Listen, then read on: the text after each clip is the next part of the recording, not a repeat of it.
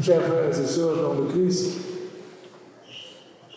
quand les prêtres, les évêques, aussi les laïcs engagés sont ensemble, un sujet est toujours là, évangélisation. Comment faire évangélisation? On jamais trouve un sens commun. J'ai essayé dans la conférence épiscopale en Allemagne comme président, très difficile. Beaucoup d'idées, peut-être c'est normal, il faut les voir différentes. Pourquoi seulement une point? Mais on a quelques points qui sont, je crois, importants pour évangéliser aujourd'hui. Et ça peut-être est aussi visible dans le 8e siècle, dans le siècle de Saint Corbinien.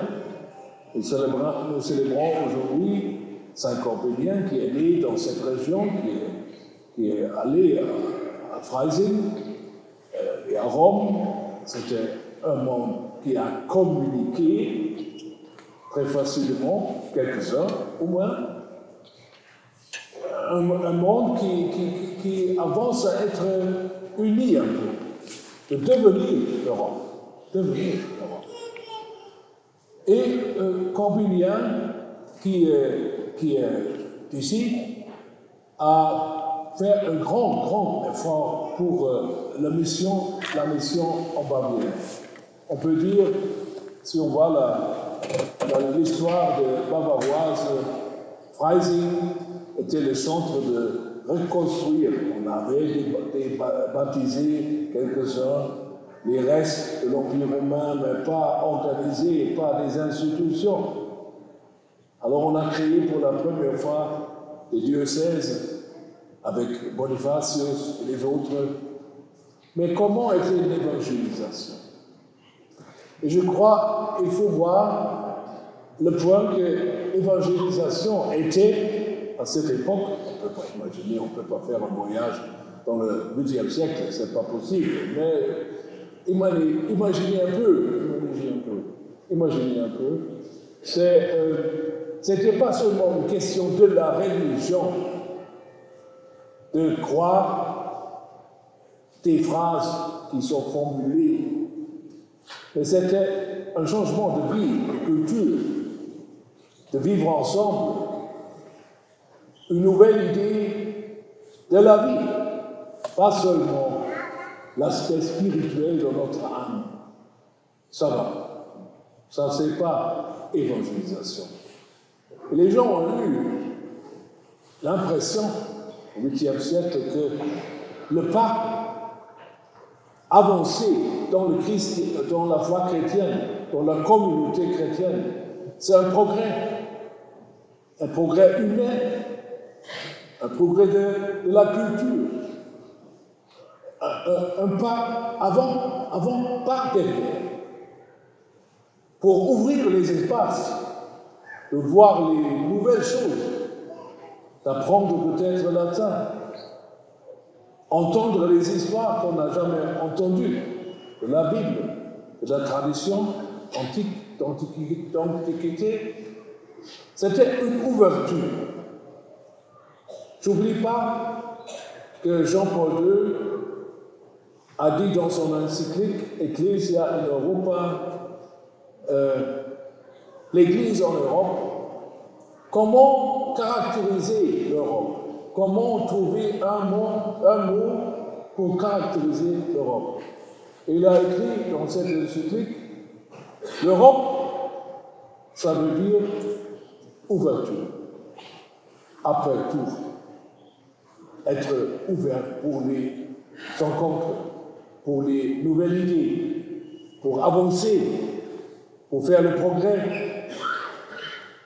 Si l'évangélisation, non, ce n'est pas part de cette grande vision de notre vie, de la culture, ça ne marche pas. Et l'Europe est devenue chrétienne parce que c'était l'expérience.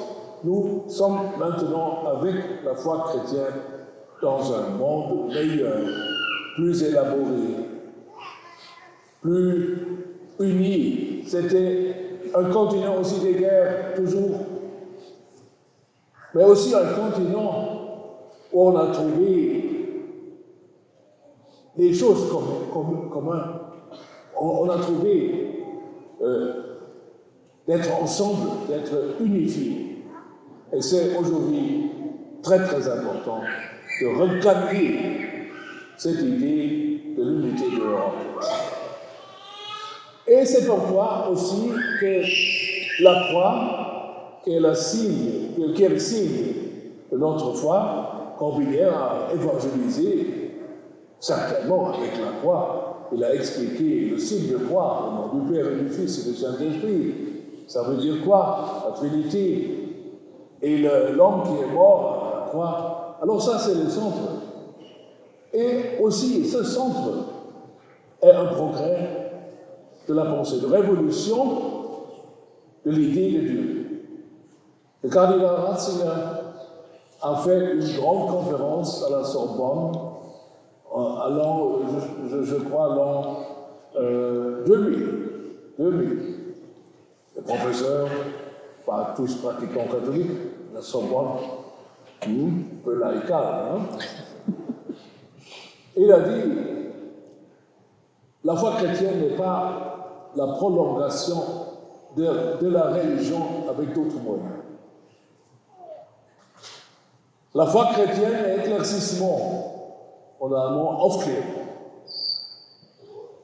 C'était une vérité trouvée. C'est pourquoi les premiers chrétiens n'ont pas fait des discussions avec les prêtres de Jupiter. Ah, Jupiter. Vous dites ça, toujours non, les autres.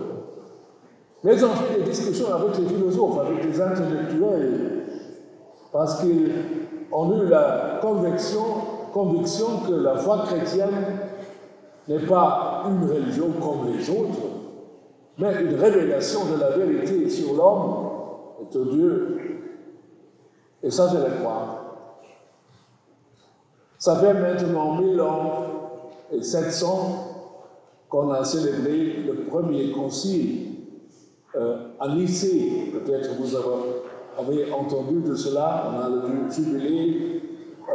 Et c'était la discussion en 325, invitée par l'empereur Constantin à Nicée. Maintenant, c'est la Turquie, petit village, petite ville. Qui est le Christ? Et de comprendre ou imaginer, comprendre, c'est trop. On ne peut pas comprendre cela. Mais on a le désir que c'est comme ça, il doit être comme ça, sans le comprendre. De imaginer Dieu, le mystère absolu, qui est 100% à la côté des hommes, de l'humanité, 100%, et 100% à la côté de Dieu. Comment c'est possible que Dieu est dans l'union avec l'humanité, avec les hommes, dans une manière de telle intensité? Et ça, c'est Jésus. Et c'est toujours comme ça. Le Fils n'est pas seulement là à partir de l'été. Le Fils était toujours là. Dieu est relation. Ça, c'est la proclamation. Non, le seul Dieu qui fait la soumission des gens, qui veut seulement l'adoration. Mais un Dieu, c'était une révolution qui invite d'être au milieu des gens, au centre, aux périphéries, jusqu'à la mort de chaque personne présente comme Dieu. Ça veut dire l'histoire de Jésus de Nazareth. C'est absolument révolutionnaire et radical. Et les pères du Concile n'ont pas compris ça, je crois, mais ils ont eu le désir de trouver une formule qui est radicale, qui est vraiment radicale et avance la pensée de l'humanité. Et c'est pourquoi la mission, l'évangélisation dans le signe avec le signe de la croix est si important, signe de la croix qui dit Dieu est au milieu de nous. Dieu est dans nos angoisses, dans les situations de Gaza, dans la situation de l'Ukraine, dans la situation de la mort de chaque personne. Il est présent, il n'est pas indifférent à l'histoire des hommes et de la création. Il est dedans. Et ça nous appelle aussi, ça c'est clair. Ça change notre vue. Il faut s'engager, il faut être dedans aussi, avec lui. C'est pourquoi l'évangélisation, c'est plus d'apprendre le catéchisme. C'est aussi important, je ne veux pas dire, c'est pas important d'apprendre le catéchisme, mais ça, je ne veux pas. De lire les phrases et de dire, accepter. Le changement d'une manière de vivre et de voir la politique, de voir la culture, de voir l'ensemble de l'humanité. Et j'espère que aussi aujourd'hui, ça va aller. On a dit, avant la cathédrale, on a inauguré l'esplanade de Monseigneur Herbulot, qui avait aussi eu l'initiative pour cette cathédrale. Et j'ai dit, c'est aussi un signe, la cathédrale d'Évry. Peut-être, non tous et toutes à Évry entrent dans la cathédrale, mais tous et toutes savent, ça c'est un signe d'identité d'Évry. Et un signe, peut-être je ne crois pas, mais un signe que les chrétiens sont là, qui croient que Dieu est au milieu de nous. Il est là. Il va avec nous. Il est à Évry. Et ça, c'est le signe. Je crois que c'est une vocation pour l'avenir des chrétiens.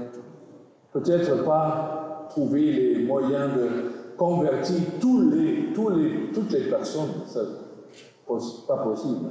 Mais être au milieu de la communauté humaine, un signe de l'espérance, une invitation, et un signe que Dieu est au milieu de nous, d'entre nous, et qui est un Dieu qui voit les périphéries, les angoisses, les pauvres. Ça, c'est notre message. Et c'est pourquoi les pèlerins, les chrétiens doivent être et soient pèlerins de l'espérance. Comme cette cathédrale est aussi un signe de l'espérance. Amen.